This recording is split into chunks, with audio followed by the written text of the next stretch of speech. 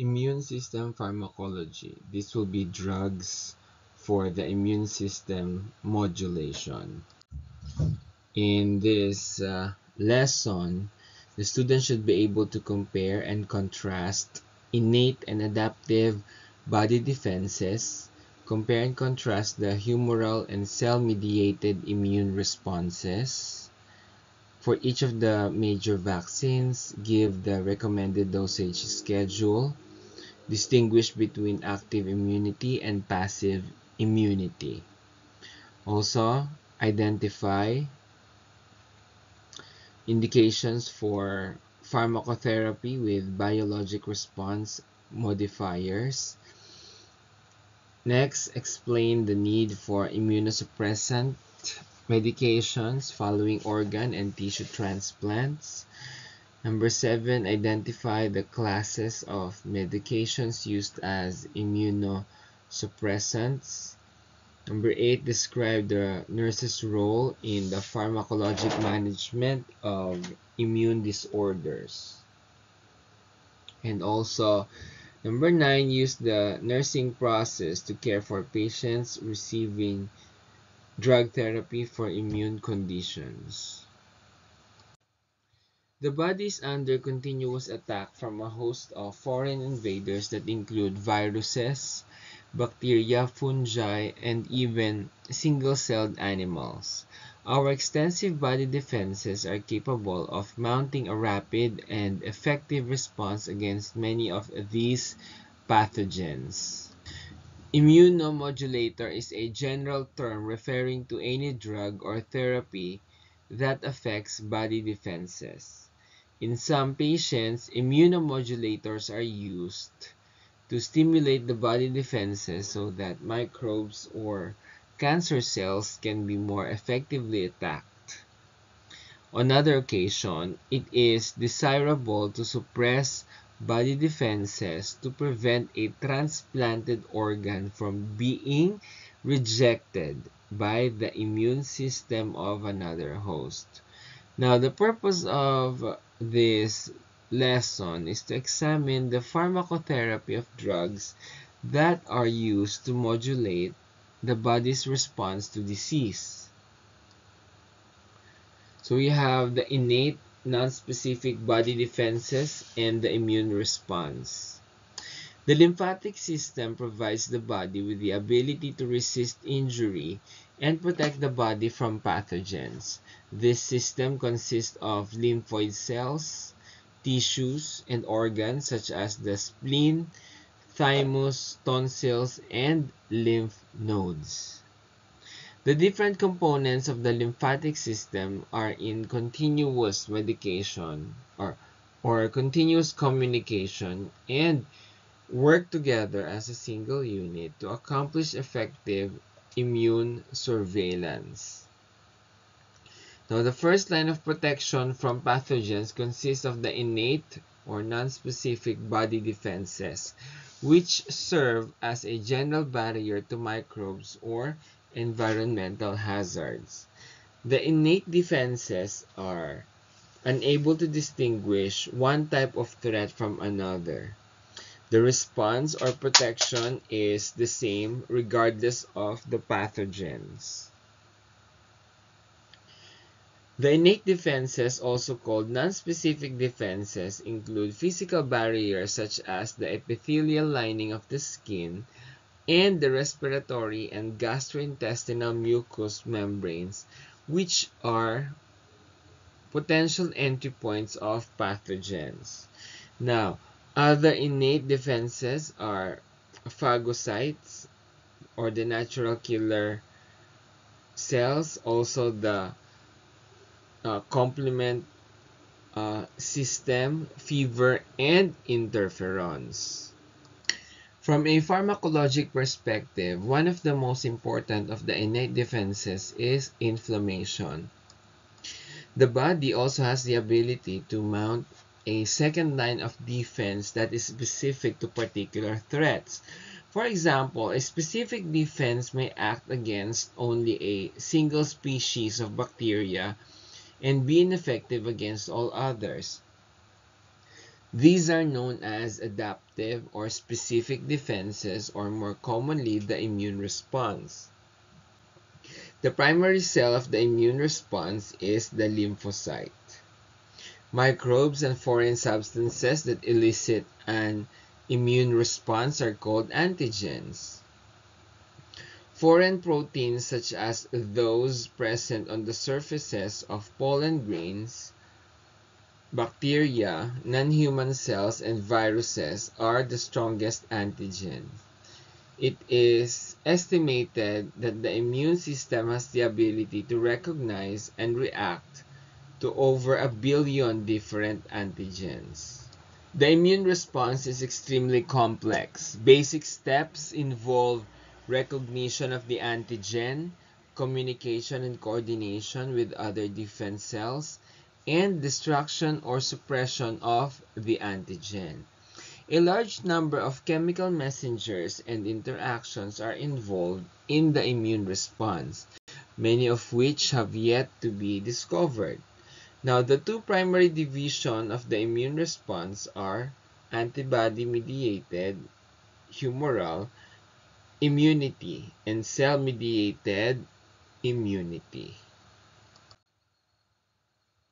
The humoral immune response is initiated when an antigen encounters a type of lymphocyte known as a B cell.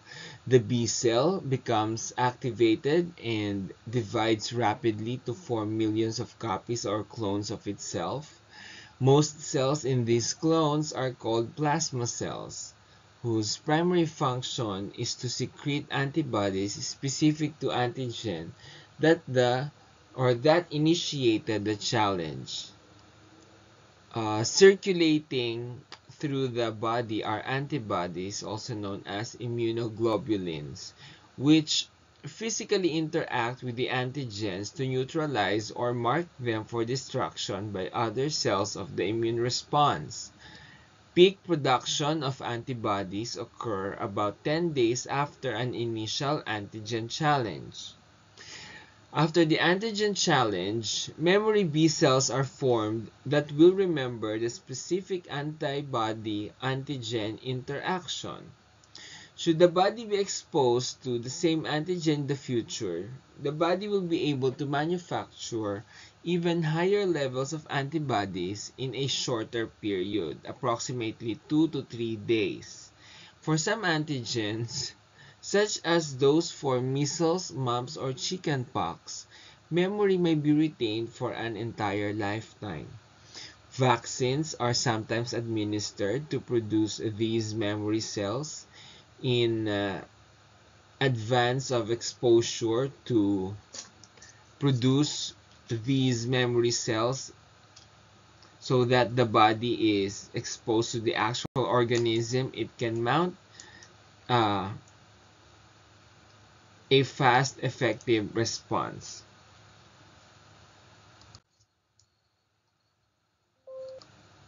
Immunization agents. Vaccines are biologic agents used to stimulate the immune system.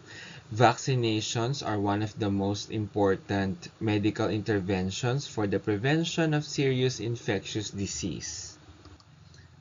Administration of vaccines. Vaccination or immunization is the process of introducing foreign proteins or inactive cells into the body to trigger immune activation before the patient is exposed to the real pathogen. As a result of the vaccination, memory B cells are formed. When later exposed to the actual infectious organism, these cells will react by rapidly producing large quantities of antibodies that will help to neutralize or destroy the pathogen. Whereas some immunizations are needed only once, most require follow-up doses called boosters to provide sustained protection. The effectiveness of most vaccines can be assessed by measuring the amount of antibody produced after the vaccine has been administered, a quantity called titer. If the titer falls below a specified protective level over time, a booster is indicated. The goal of vaccine administration is to induce long-lasting immunity to a pathogen without introducing or producing an illness.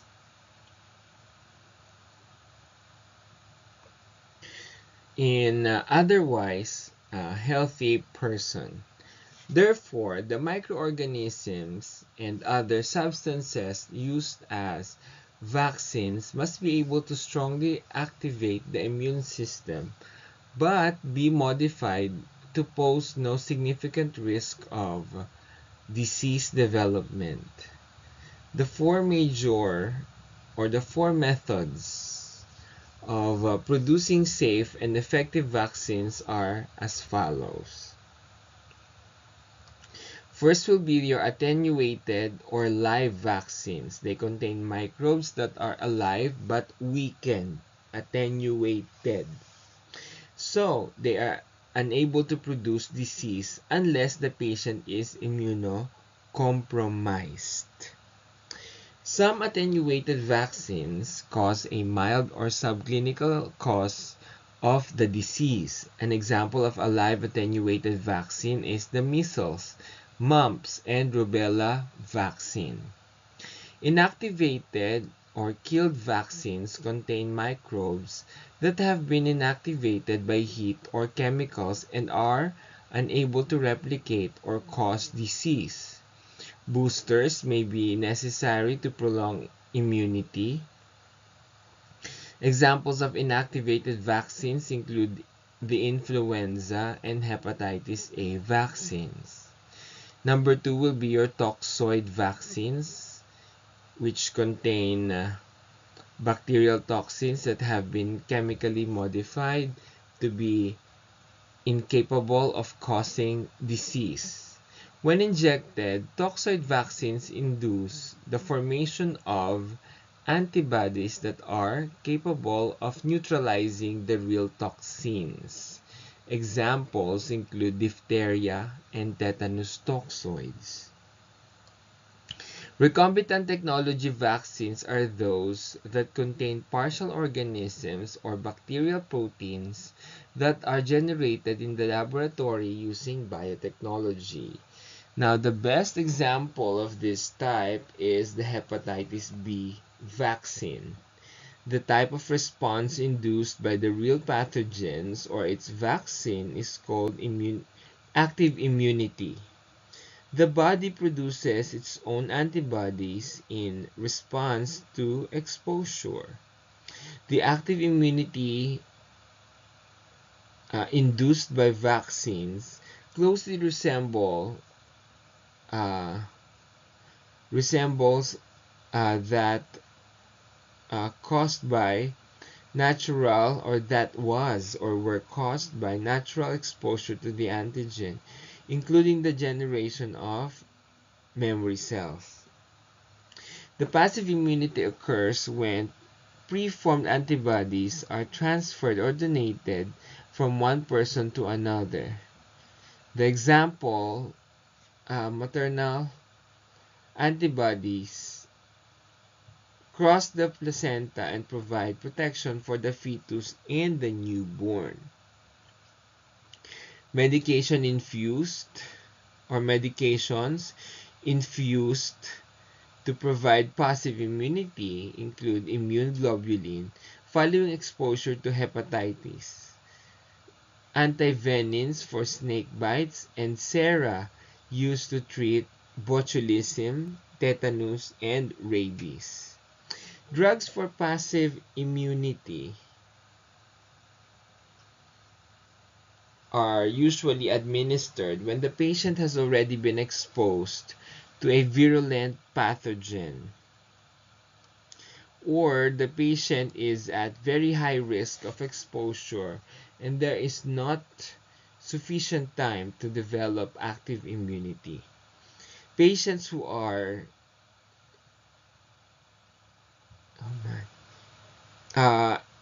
immunosuppressed may receive these medications to prevent infection. Because these drugs do not stimulate the patient's immune system, memory cells are not produced. and the protective layer will uh, disappear within the several weeks or within several weeks to several months after the infusions are discontinued. A second indication for the use of passive immunity is for situations where the activation of the immune system and the development of memory are not desirable. In this case, the pathogen is given the antibodies against the foreign agent and the immune system does not mount a response. The administration of ROGAM is an example of this type of indication. Most vaccines are administered with the goal of preventing illness. Common vaccines include those used to prevent patients, no, from acquiring measles, influenza, diphtheria, polio, whooping cough, tetanus, and hepatitis B. Anthrax vaccines have been used to immune people who are at high risk for exposure to anthrax from potential bioterrorism incident. Um, in the case of infection by the human immunodeficiency virus or HIV, experimental HIV vaccines are given after infection has occurred for the purpose of enhancing the immune response rather than preventing the disease. Unlike other vaccines, experimental vaccines for HIV have been thus far unable to prevent AIDS. Vaccines are not without adverse effects. Common side effects include redness and discomfort at the site of injection and fever, minor ashes or arthralgias, and for live vaccinations, a subclinical appearance of the disease, minor rash with measles. No, although severe reactions are uncommon, anaphylaxis is possible. Vaccinations are contraindicated for patients who have a weakened immune system or who are currently experiencing symptoms such as diarrhea, vomiting, or fever.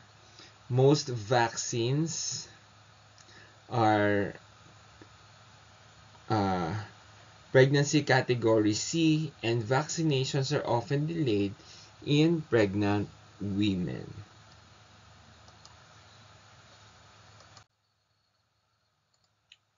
Effective vaccines have been produced for a number of debilitating diseases, and their widespread use has prevented serious illness in millions of patients, particularly children.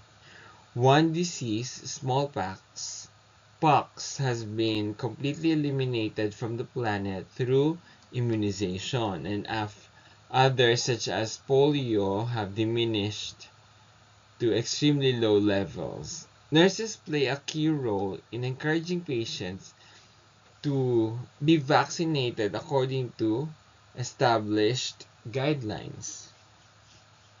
Although vaccinations have been or have proved to be a resounding success in children, many adults die of diseases that could be prevented by vaccination. Most mortality from vaccine preventable disease in adult is from influenza and pneumococcal disease. The Center for Disease Control and Prevention publishes an adult immunization schedule that contains both age-based and risk-based recommendations. Risk-based considerations include pregnancy, diabetes, heart disease, renal failure, and various other serious and debilitating conditions. Cell-mediated immunity and cytokines.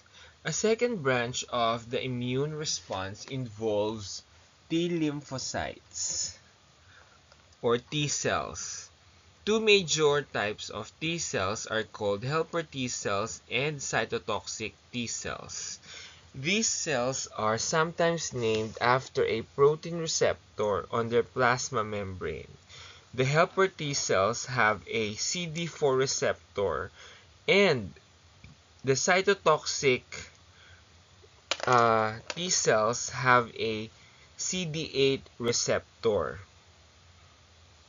The helper T cells are particularly important because they are responsible for activating most other immune cells, including B cells. Cytotoxic T cells travel throughout the body, directly killing certain bacteria, parasites, virus-infected cells, and cancer cells. T cells rapidly form clones after they are activated or synthesized by an encounter with their specific antigen. Unlike B cells, however, T cells do not produce antibodies. Instead, activated T cells produce huge amounts of cytokines, which are hormone-like proteins that regulate the intensity and duration of the immune response and mediate cell-to-cell communication. Some cytokines kill foreign organisms directly, whereas others induce inflammation or enhance the killing power of macrophages.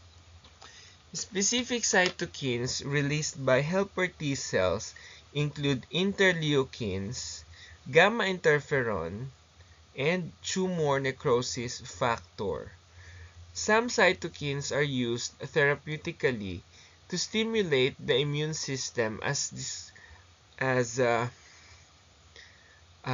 part of their action. Small amounts of cytokines are also secreted by macrophages, B cells, mast cells, endothelial cells, and cells of the spleen, thymus, and bone marrow. Like B cells, some synthesized T cells become memory cells. If the person then encounters the same antigen in the future, the memory T cell assists in mounting a more rapid immune response. Immunostimulants. Despite attempts over many decades to develop effective drugs that stimulate the immune system to fight disease, only a few such medications are available. These medications include interferons and interleukins produced by recombinant DNA technology. Now, pharmacotherapy with biologic response modifiers. When challenged by specific antigens, certain cells in the immune system secrete cytokines that help defend against the invading organisms. These natural cytokines have been identified, and through recombinant DNA technology, sufficient quantities have been produced to treat certain disorders, sometimes called biologic response modifiers. Some of these drugs boost specific functions of the immune system. Biologic response modifiers that enhance hematopoiesis. Interferons are cytokines secreted by lymphocytes and macrophages that have been infected with a virus. Interferons are unable to protect the infected cell, but they warn surrounding cells that a viral infection has occurred. Interferons attach to nearby uninfected cells, inducing the production of protective antiviral proteins. When the virus attempts to attack the protected cell, the pathogen is inactivated. Interferons have antiviral, anti-cancer, and anti-inflammatory properties. The action of these interferons include modulation uh, of immune functions such as increasing phagocytosis and enhancing the cytotoxic activity of T cells. The class of interferons having the greatest clinical utility is the alpha interferons, for which 6 different formulations are available. These are interferon alpha 2b, interferon alpha con 1, interferon alpha N3, PEG interferon alpha 2a, and PEG interferon alpha 2b. Note that when used as medications, the spelling is changed from alpha ALPHA to alpha ALFA. In the 2-PEG formulation, the inert molecules polyethylene glycol is attached to the interferon. This addition of PEG or PEG extends the half-life of the drug to allow for once weekly dosing. Indications for interferon alpha therapy include hairy cell leukemia, AIDS-related Kaposi's sarcoma, non-Hodgkin's lymphoma, malignant melanoma, and chronic hepatitis virus B or C infections.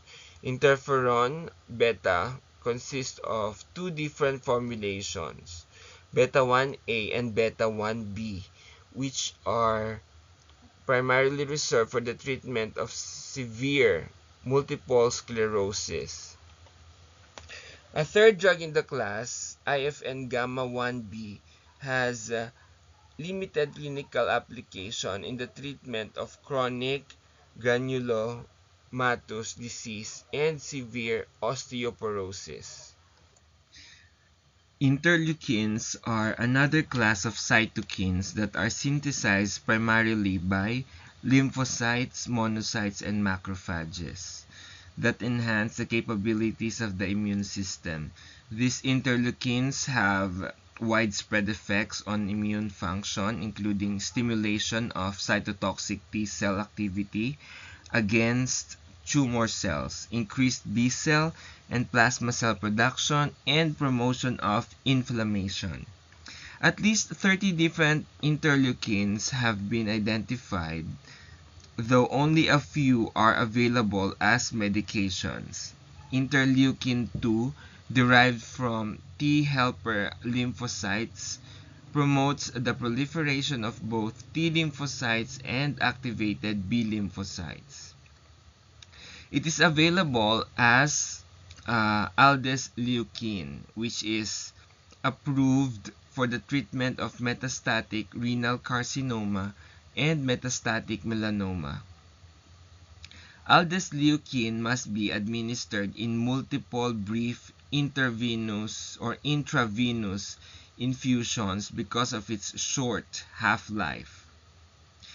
Therapy is sometimes limited by capillary leak syndrome, a serious condition in which plasma proteins and other substances leave the blood and enter the interstitial spaces because of leaky capillaries.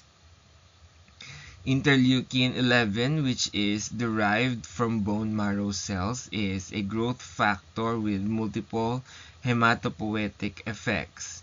It is marketed as Oprelvekin for its ability to stimulate platelet production in immunosuppressed patients.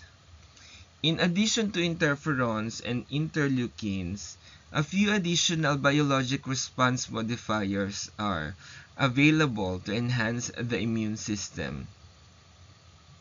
Levamisole is used to stimulate the production of B cells, T cells, and macrophages in patients with colon cancer.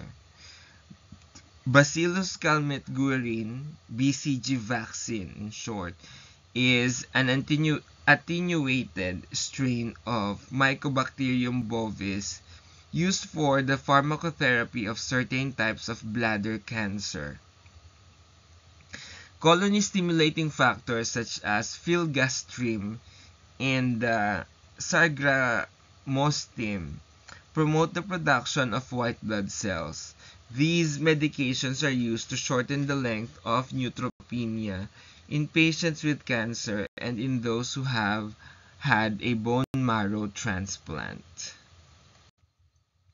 Now we have immunosuppressants. Drugs used to inhibit the immune response are called immunosuppressants. They are used for patients receiving transplanted tissues or organs and to treat severe inflammatory disorders. Now for immunosuppressants, for preventing transplant rejection and for treating inflammation. The immune response is normally viewed as a lifesaver that protects individuals from a host of pathogens in the environment. These are conditions, however, in which overactive cells of the immune system can reject transplanted tissues and cause serious inflammatory disease. Now, transplantation. Despite careful tissue matching and typing, donated organs and tissues always contain antigens that trigger the immune response. This response, called transplant rejection, is often acute. Antibodies can destroy transplanted tissues within a few days. The cell-mediated branch of the immune system responds more slowly to the transplant, attacking it about 2 weeks following surgery. Even if the organ survives these challenges, chronic rejection of the transplant may occur months or even years after surgery. Immunosuppressants are drugs given to dampen the immune response.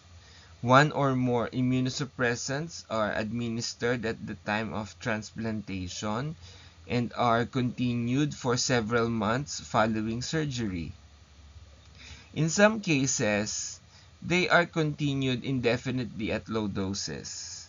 Transplantation would be impossible without the use of effective immunosuppressant drugs. Acute inflammatory disorders. Now, severe inflammation is characteristic of autoimmune disorders in which the body creates antibodies against its own cells.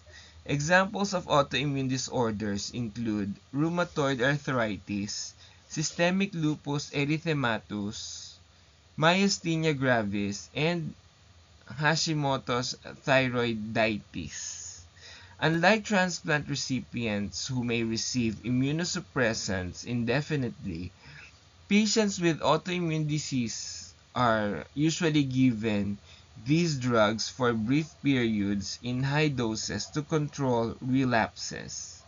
In some cases, these patients may receive low doses for longer periods for prophylaxis. Although the mechanisms of action of the immunosuppressants, the drugs differ, all suppress some aspect of T cell function. Some act non-selectively by inhibiting all aspects of the immune system. Others or other newer drugs suppress only specific aspects of the immune response. Obviously, the non-selective medications will provide more widespread immunosuppression but carry greater risk of adverse effects. Because of the immunosuppressants, or because the immunosuppressants are toxic to bone marrow, they are capable of producing serious adverse effects. Now, during immunosuppressant therapy, the patient will be susceptible to infection from all types of pathogens. It could be viral, bacterial, fungal, or even protozoans. Infections are common, and the patient must be protected from the situation for which exposure to pathogens is likely. Prophylactic therapy with anti-infectives may become necessary if immune function becomes excessively suppressed. Long-term survivors of transplants are also at high risk of developing cancers, especially lymphoma, skin cancer, cervical cancer, and Kaposi's sarcoma. Drug classes that have immunosuppressant activity include corticosteroids, antimetabolites, antibodies, and calcineurin inhibitors. They are often drugs of choice in the short-term therapy of severe inflammation. Antimetabolites such as sirolimus and azathioprine inhibits aspect of lymphocyte replication. By binding to the intracellular member of the calcineurin, cyclosporine, and tacrolimus, disrupt T cell function. The calcineurin inhibitors are of value in treating psoriasis, an inflammatory disorder of the skin. Now, antibodies are proteins produced by the immune system to defend against microbes. No, they can provide medications can when infused to antibodies can provide passive immunity. It may seem puzzling then to learn that certain antibodies may be administered to patients to suppress the immune response. No? How is this possible? When animals such as mice are injected with human T cells or T cell protein receptors, the animal recognizes this as foreign and produces antibodies against them. When purified and injected into humans, these mouse antibodies will attack T cells or T cell receptors. 4 of these antibodies are used as immunosuppressants. For example, muromonab CD3 is administered to prevent rejection of kidney, heart, and liver transplants, and to deplete the bone marrow of T cells prior to marrow transplant. Basiliximab and daclizumab are given to prevent acute rejection of kidney transplants. Infliximab is used to suppress the severe inflammation that often accompanies autoimmune disorders such as Crohn's disease and rheumatoid arthritis. Approved in 2011, belatacept is one of the newer drugs used to treat infection.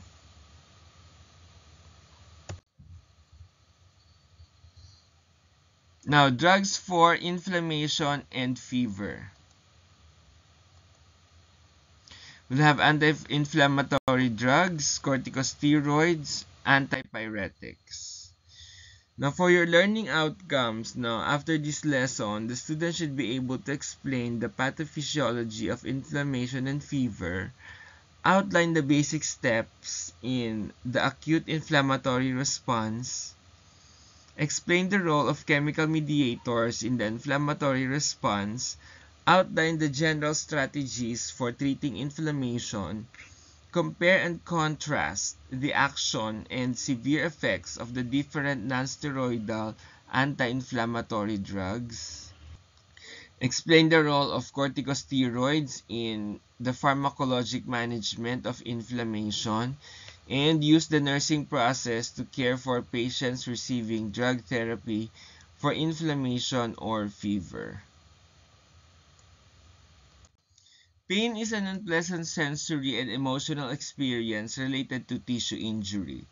Due to the subjective nature of pain, the nurse must be knowledgeable and skillful in the assessment and measurement of pain to achieve optimal pain management. Pain management is regarded as such a significant component of nursing care that pain has become known as the fifth vital sign. The Joint Commission has incorporated the assessment, documentation, and management of pain into its standards, which reflect the importance of this vital sign. The nurse's role is to assess the patient's pain level, alleviate the patient's pain through non-pharmacologic and pharmacologic treatments, thoroughly document the patient's response to treatment, and teach patients and their significant others to manage pain control when appropriate. An individual's pain threshold reflects the level of stimulus needed to create a painful sensation, and individual genetic makeup contributes to the variations in pain threshold from person to person. The mu opioid receptor gene controls the number of microreceptor present, or mu receptor present. When an individual has a large number of the receptor, the pain threshold is high and pain sensitivity is reduced. The amount of pain a person can endure without having it interfere with normal functioning is called pain tolerance. This psychological aspect of pain varies greatly in individuals because it is subjective and because pain tolerance is influenced by factors such as age, sex, culture, ethnicity, previous experience, anxiety level, and specific circumstances such as traumatic event. Medications such as analgesics, both non-opioid and opioid, are prescribed for the relief of pain. The cause of or the choice of analgesics depends on the severity of the pain. Mild to moderate pain is frequently relieved with the use of non-opioid, also known as non-narcotic analgesics. Moderate to severe pain usually requires an opioid or narcotic analgesic. Drugs used for pain relief are presented in this lesson. Many of the same non-opioid analgesics that are taken for pain, such as the non-steroidal anti-inflammatory drugs, are also taken for anti-inflammatory purposes. The most common classification of pain is by duration. Acute pain can be mild, moderate, or severe, and it is usually associated with a specific tissue injury. The onset of acute pain is usually sudden and of short duration, lasting less than 3 months. Chronic pain usually has a vague origin and gradual onset with a prolonged duration, or more than 3 months, of long-lasting discomfort. Pain may also be classified by its origin. You have nociceptors, uh, sensory receptors for pain. They are activated by noxious stimuli, mechanical, thermal, and chemical in peripheral tissues. When tissue damage occurs, injured cells release chemical mediators that affect the exposed nerve endings of the nociceptors. Pain that originates from tissue injury is nociceptor pain, which includes somatic pain, that is, pain from structural tissues such as bones and muscles, and visceral or organ pain. Neuropathic pain is an unusual sensory disturbance that often involves neural supersensitivity. This pain is due to injury or disease of the peripheral nervous system or central nervous system. The patient with neuropathic pain usually complains of burning, tingling, or electric shock sensations in the affected area, often triggered by light touch. Diabetic neuropathy associated with diabetes mellitus is an example of peripheral neuropathic pain. Severe intractable pain from a herniated disc or spinal cord injury is evidence of neuropathic pain from the CNS. The pain and redness of inflammation following minor abrasions and cut is something everyone has experienced. Although there is discomfort from such scrapes, inflammation is normal and is expected or an unexpected part of our body's defense against injury. For some diseases, however, inflammation can rage out of control, producing severe pain, fever, and other distressing symptoms. It is these sorts of conditions for which pharmacotherapy may be needed. Inflammation is a non-specific defense system of the body.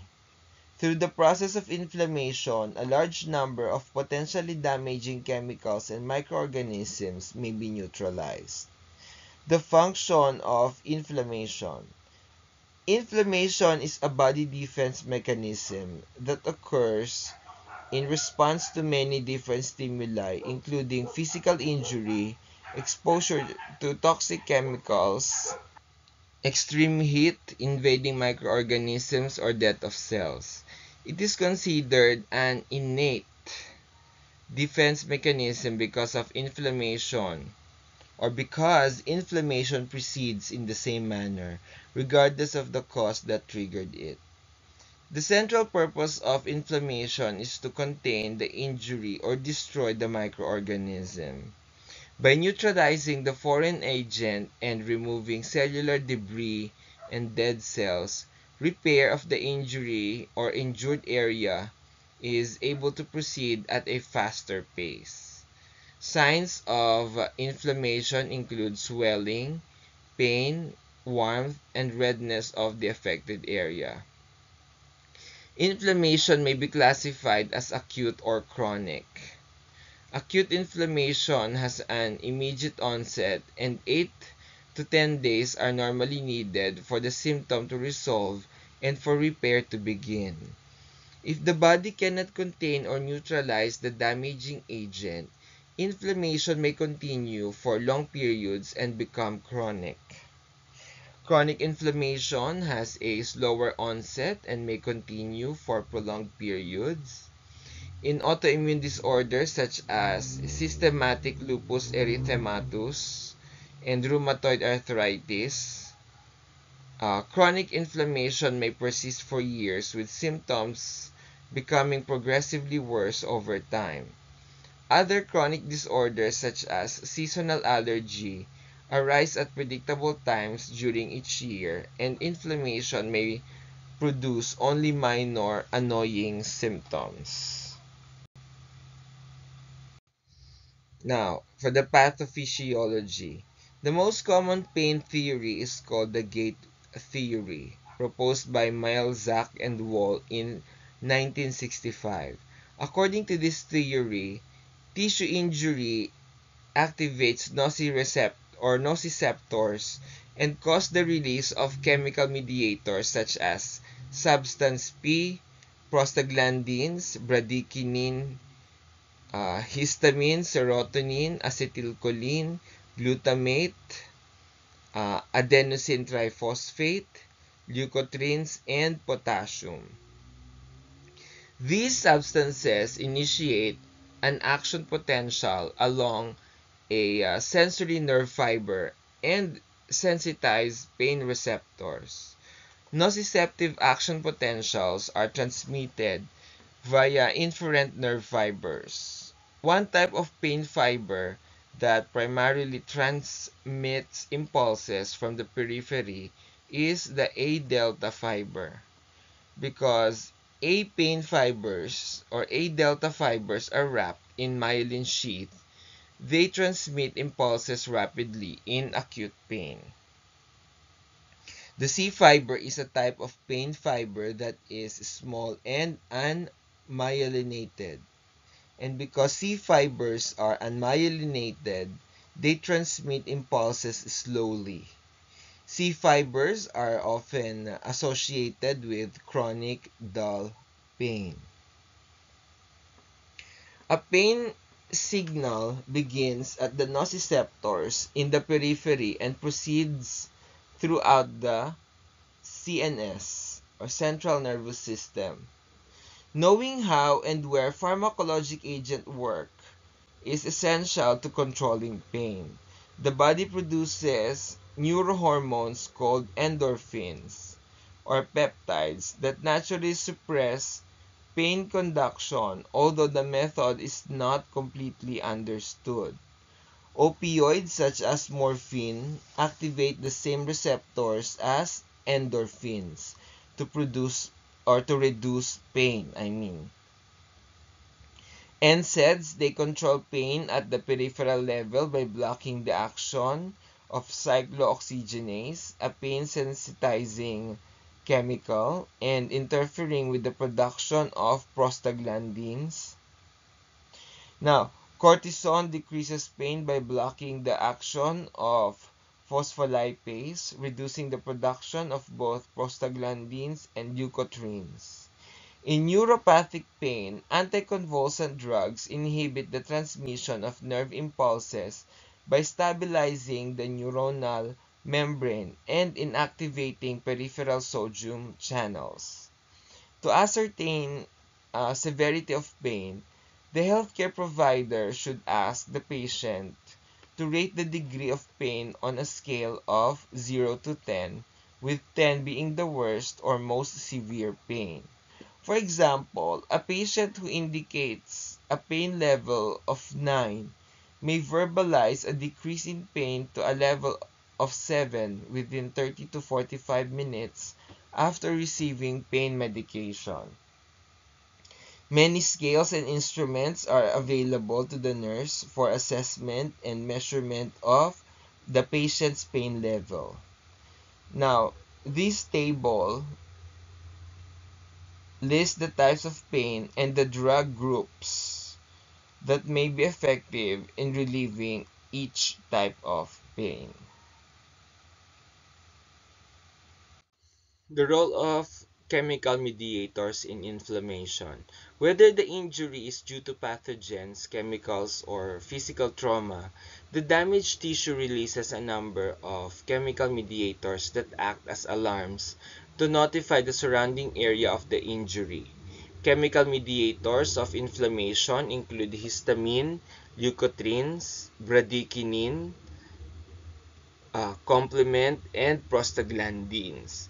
Some of these inflammatory mediators are important targets for anti-inflammatory drugs. For example, aspirin and ibuprofen are prostaglandin inhibitors that are effective at treating fever, pain, and inflammation. Histamine is a key chemical mediator of inflammation. It is stored primarily within the mast cells located in tissue spaces under epithelial membranes such as the skin, the bronchial tree, digestive tract, and along blood vessels. Mast cells detect foreign agents or injury and respond by releasing histamine, which initiates the inflammatory response within seconds. So drugs that act as antagonists at uh, histamine receptors are in widespread therapeutic use for the treatment of allergic rhinitis. When released at an uh, injury site, histamine dilates nearby blood vessels, causing capillaries to become more permeable. Plasma components, proteins, and phagocytes can then enter the area to neutralize foreign agents. The affected area may become congested with blood, which can lead to significant swelling and pain. Now, the figure illustrates the fundamental steps in acute inflammation. Now, the rapid release of the inflammatory mediators on a large scale throughout the body is responsible for anaphylaxis, a life-threatening allergic response that may result in shock and death. Now, a number of chemical insect stings, chemicals, food, and some therapeutic drugs can cause this widespread release of histamine from mast cells if the person has an allergy to these substances. Because inflammation is a nonspecific process and may be caused by such a variety of etiologies, it may occur in virtually any tissue or organ system. When treating inflammation, the following principles apply. Inflammation is not a disease but a symptom of underlying disorder. Whenever possible, the cause of the inflammation should be identified and treated. Next, inflammation is a natural process for reading the body of antigens, and it is usually self-limiting. For mild symptoms, non-pharmacologic treatments such as ice packs and rest should be used whenever applicable. Next, topical drugs should be used when applicable because they cause few adverse effects. Inflammation of the skin and mucous membranes of the mouth, nose, rectum, and vagina are best treated with topical drugs.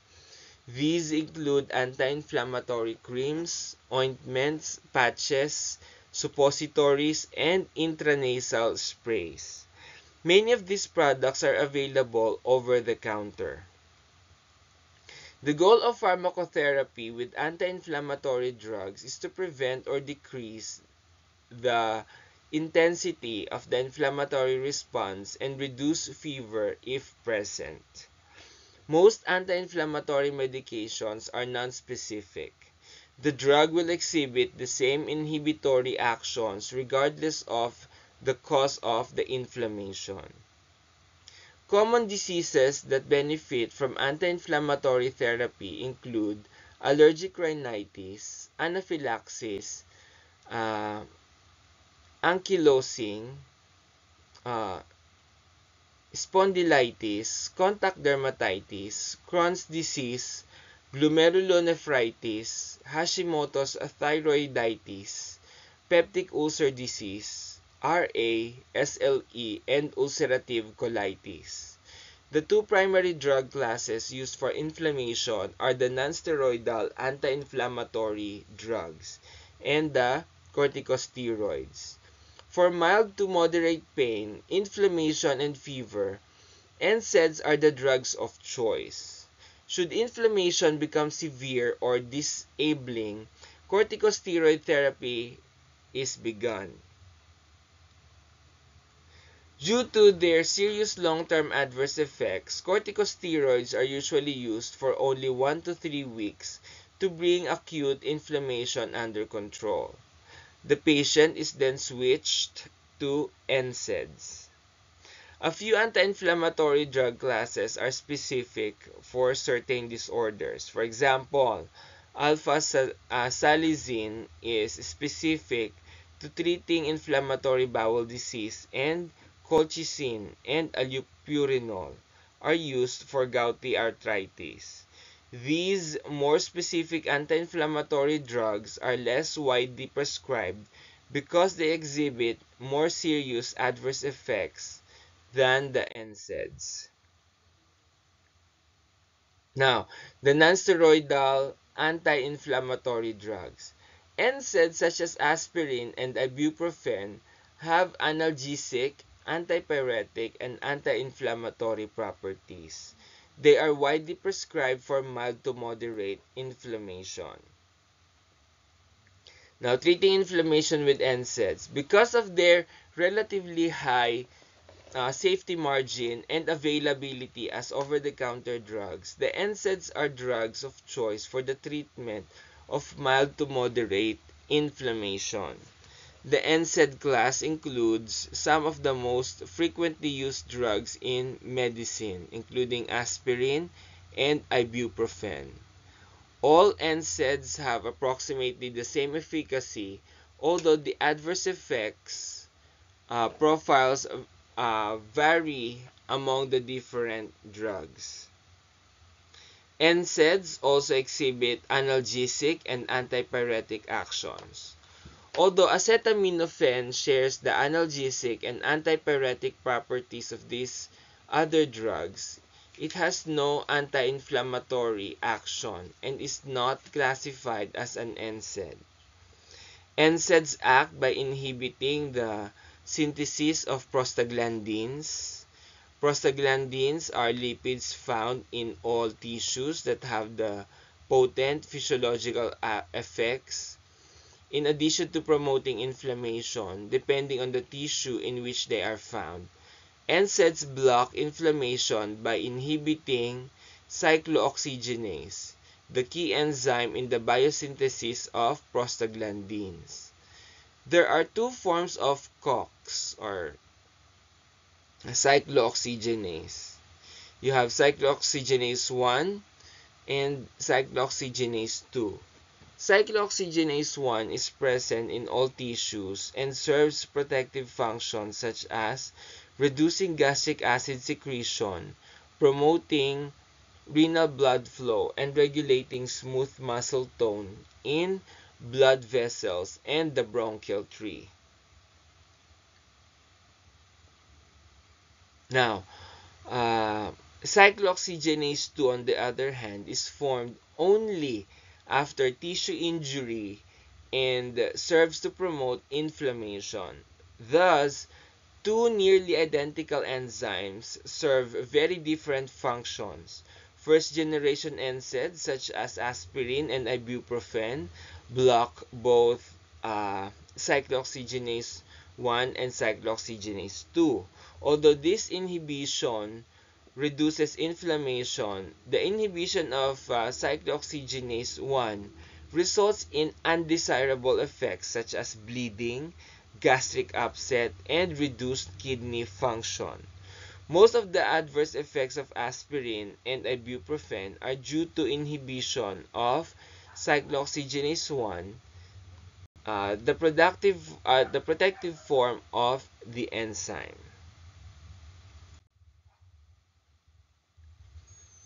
Now we have certain types of medications. Salicylates. Aspirin belongs to the chemical family known as salicylates. Since the discovery of salicylates in 1828, aspirin has become one of the most highly used drugs in the world. Aspirin binds to both cyclooxygenase 1 and 2 enzymes, changing their structures and preventing them from forming inflammatory prostaglandins.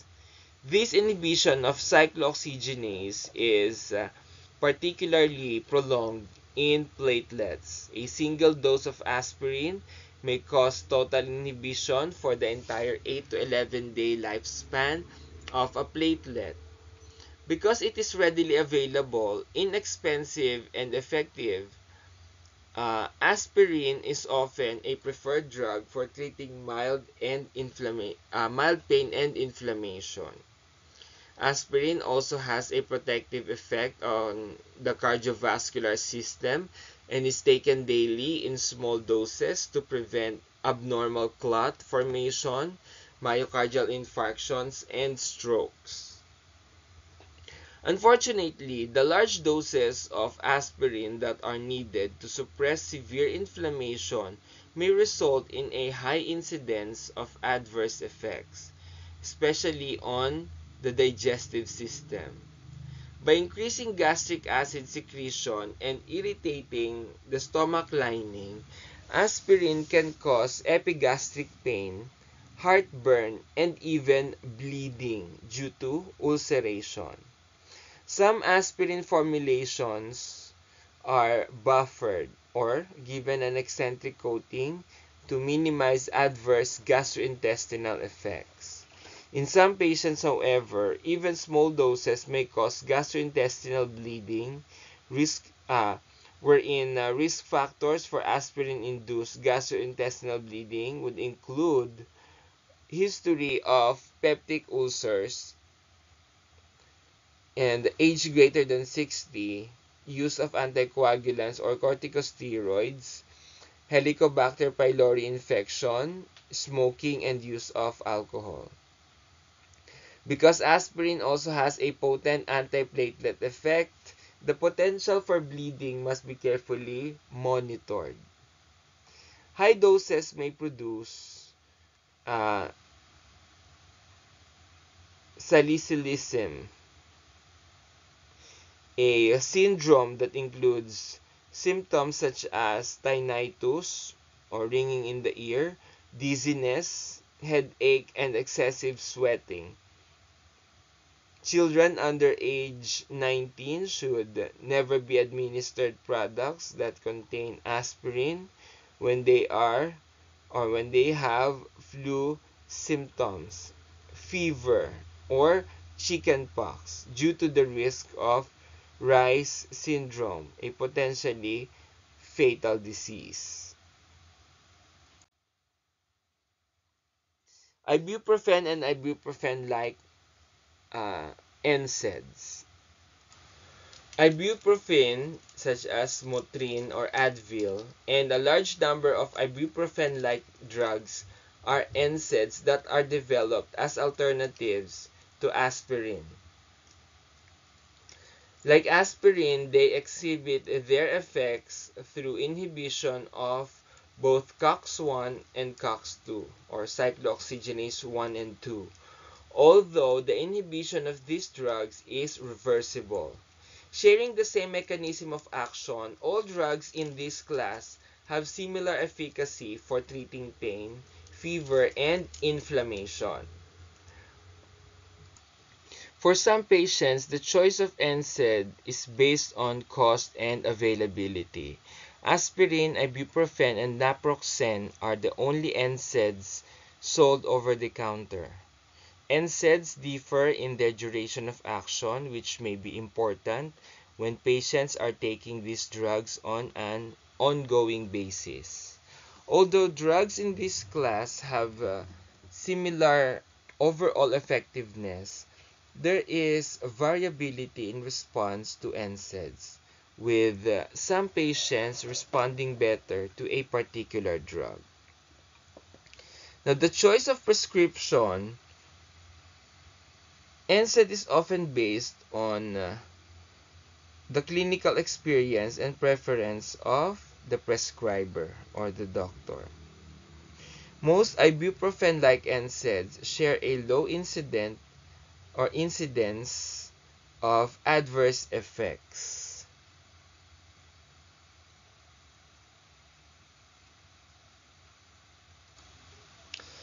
The most common side effects are nausea and vomiting. These medications have the potential to cause gastric ulceration and bleeding. However, the incidence is less than that of aspirin. Adverse gastric effects are especially prominent in older patients and those or uh, with peptic ulcer disease. Some newer formulation combine an NSAID with a drug that protects the gastric mucosa, such as Vimovo, naproxen with omeprazole, and the Duexis, ibuprofen with famotidine. Kidney toxicity is possible and renal assessments should be conducted periodically. Patients with significant pre-existing renal impairment usually receive acetaminophen for pain or fever rather than an NSAID. Ibuprofen-like NSAIDs affect platelet function and increase the potential for bleeding, although this risk is lower than the risk from aspirin. An FDA boxed warning states that ibuprofen and other NSAIDs are associated with an increased risk of thromboembolic events, including stroke and myocardial infarction, and that the drugs may cause or worsen hypertension. For the occasional user who takes the medication at recommended doses and who has no risk factors, the drugs are safe and rarely produce any significant adverse effects.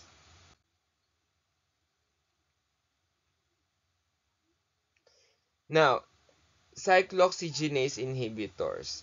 Selective inhibition of cyclooxygenase inhibitors produce analgesics, anti-inflammatory, and anti-pyretic effects without causing some of the serious adverse effects of the older NSAIDs. Because they do not inhibit uh, cyclooxygenase 1, these drugs do not produce adverse effects on the digestive system and lack any effect on blood coagulation. Upon their approval by the FDA, the cyclooxygenase 2 inhibitors quickly become the treatment of choice for moderate to severe inflammation. However, post-marketing data revealed that rofecoxib medication doubled the risk of heart attack and stroke in patients who are taking the drug for extended periods. Based on the reports, the drug manufacturer voluntarily removed rofecoxib from the market. Shortly afterward, a second cyclooxygenase 2 inhibitor, valdacoxib, was also voluntarily withdrawn, leaving celecoxib the sole drug in this class. Other cyclooxygenase inhibitors are still available outside the United States. In addition to its anti-inflammatory indications, celecoxib is used to reduce the number of colorectal polyps in adults with familial adenomatous polyposis. Patients with familial adenomatous or adenomatous polyposis have an inherited mutation in a gene that results in hundreds of polyps and an almost 100% risk of colon cancer. Corticosteroids. Corticosteroids have numerous therapeutic applications. One of their most useful properties is the ability to suppress severe inflammation. Because of the potentially serious adverse effects, however, systematic corticosteroids are reserved for the short-term treatment of severe disease. Corticosteroids are often referred to as glucocorticoids. Now, treating acute or severe inflammation with corticosteroids. Corticosteroids are natural hormones released by the adrenal cortex that have powerful effects on nearly every cell in the body. When corticosteroids are used as drugs to treat inflammatory disorders, the doses are many times higher than the amount naturally present in the blood. The use of corticosteroids include the treatment of neoplasia, asthma, arthritis, and corticosteroid deficiency. Like the NSAIDs, corticosteroids inhibits, okay, uh, the biosynthesis of prostaglandins. Corticosteroids, however, affect inflammation by multiple mechanisms. They have the ability to suppress histamine release and can inhibit certain functions of phagocytes and lymphocytes. These multiple actions markedly reduce inflammation, making corticosteroids the most effective medications available for the treatment of severe inflammatory disorders. When given by the oral or parenteral routes, corticosteroids have the number of serious adverse effects that limit their therapeutic utility. These include suppression of the normal function of the adrenal gland. So we have hyperglycemia, mood changes, cataracts, peptic ulcers, electrolyte imbalances, and osteoporosis. Because of their effectiveness at reducing the signs and symptoms of inflammation, corticosteroids can mask infection that may be present in a patient. This combination of masking signs of active infection and suppressing the immune response creates a potential for infection to grow rapidly and remain undetected. An active infection is usually a contraindication for corticosteroids therapy.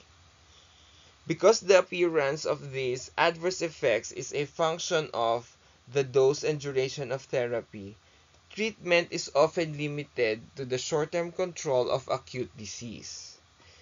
When longer therapy is indicated, doses are kept as low as possible and alternate day therapy is sometimes implemented. The medication is taken every other day to encourage the patient's adrenal gland to function on the days when no drug is given. During long-term therapy, nurses must be alert for signs of overtreatment. With corticosteroids, a condition known as Cushing syndrome is present. Because the body becomes accustomed to high doses of corticosteroids, patients must discontinue these drugs gradually. Abrupt withdrawal can result in acute lack of adrenal function. In most patients, fever is more of a discomfort than a life-threatening problem. Prolonged high fever, however, can become dangerous, especially in young children, in whom fever can stimulate febrile seizures. In adults, excessively high fever can break down body tissues, reduce mental acuity, and lead to delirium or coma, particularly among elderly patients. In rare instances, an elevated body temperature can be fatal. The goal of antipyretic therapy is to lower body temperature while treating the underlying cause of the fever, usually an infection. Aspirin, ibuprofen, and acetaminophen are safe, inexpensive, and effective drugs for reducing fever. Many of these antipyretics are marked for different age groups, including special flavored brands for infants and children. For fast delivery and effectiveness, drugs may come in various forms including gels, caplets, enteric-coated tablets, and suspensions. Aspirin and acetaminophen are also available as suppositories. The antipyretics come in various dosages and concentrations including extra strength. Although most fevers are caused by infectious processes, drugs themselves may be the cause. When the etiology of fever cannot be diagnosed, nurses should consider drugs as a possible source. In many cases, withdrawal of the agent causing the drug-induced fever will quickly return the body temperature to normal. In rare cases, drug-induced fever may be lethal, and it is important for nurses to recognize drugs that are most likely to cause drug-induced fever, including those in the following list. Number 1, anti-infectives. Anti-infectives, especially those derived from microorganisms such as amphotericin B or penicillin G, may be seen as foreign by the body and produce fever. When antibiotics kill microorganisms, fever-producing chemicals known as pyrogens may be released. Anti-infectives are the most common drugs known to induce fever and commonly sold in the market. Next, selective serotonin. Selective serotonin reuptake inhibitors. Use of SSRIs such as paroxetine for depression or other mood disorders can result in a high fever accompanied by serious mental status and cardiovascular changes known as serotonin syndrome. Conventional antipsychotic drugs.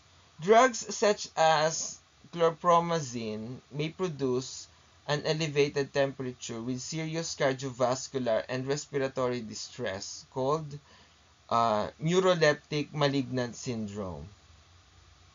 Volatile anesthetics and depolarizing neuromuscular blockers. Drugs such as succinylcholine can cause life-threatening malignant hyperthermia. Immunomodulators. Interferons and monoclonal antibodies such as Neuromonab CD3 may cause a flu-like syndrome because they cause the release of fever-producing cytokines. Next, cytotoxic drugs. Certain drugs used in cancer chemotherapy and to prevent transplant rejection profoundly dampen the immune response and result in fevers due to secondary infections. Neutropenic drugs. Drugs such as NSAIDs, phenothiazines, antithyroid drugs, and antipsychotic medications can cause neutropenia and a subsequent fever. That will be all for the first part of your other drugs, part of week 14. Source is from McQuistion, Linda, and Associates. Pharmacology, a Patient-Centered Nursing Process Approach, 11th edition. Thank you very much, everyone.